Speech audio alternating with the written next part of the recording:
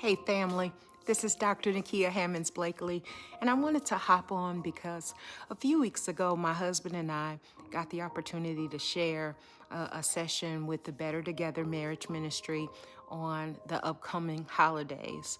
And we had a great discussion around sharing is caring. And I thought I'd take a few minutes to share a recap of that conversation, just in case it can help other couples navigate this holiday season. And I think that these few words of advice won't be just beneficial for couples, but for families in general. So, sharing is caring. We all hear that around the holiday season. It's typically synonymous with organizations like the Salvation Army.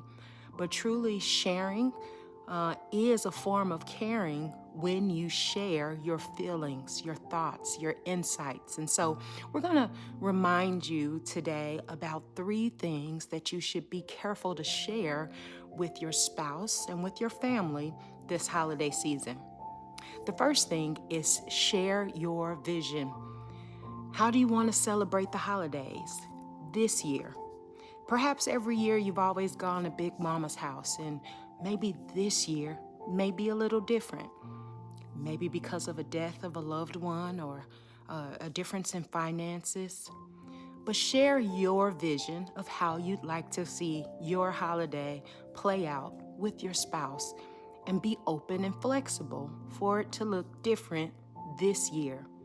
Perhaps you've always gone to your spouse's family's house, and maybe it's time for you to be the host. Likewise, maybe you've always been the host traditionally, and now it's time to give someone else a chance. So be open to share your vision.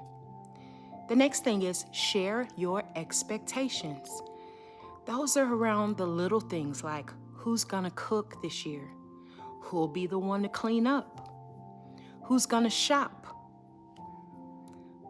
Are we sharing the responsibilities this year? Share your expectations. This avoids miscommunication. This also avoids burnout. It avoids one person feeling the pressure of performance, having to do all things for all people during the holiday season. It's especially important for couples as well as families to share your expectations this holiday season.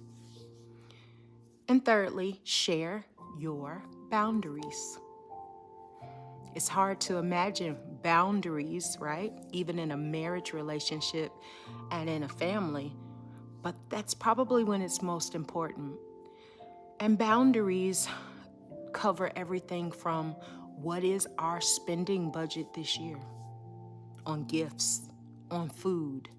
How much are we giving towards mama's gift? How much are we giving the babies this year? Those discussions provide protection and clear communication for all. Even boundaries around who's being invited over this year. How long will they stay? And what will we do to get them to leave?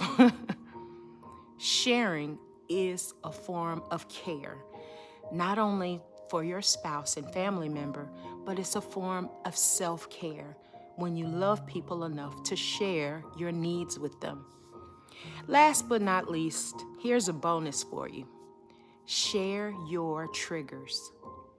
While we all have the images of Christmas with the snow falling down and eggnog pouring and children's laughter and opening gifts, for everyone, that's not their experience. There are some who experience the holidays in a very triggering way. But the only way we'll know where you are this year is if you share your triggers. For some, it may be a certain song brings back painful memories. For others, it may be certain conversations we don't want to have around the dinner table this year because of certain sensitivities. But the only way your family, and especially your spouse, will be able to provide what you need this holiday season is that you love them enough to share, because sharing is caring. I hope these few tips have been helpful for you, and we're praying a wonderful, glorious Christmas season. Love you, and have a great day.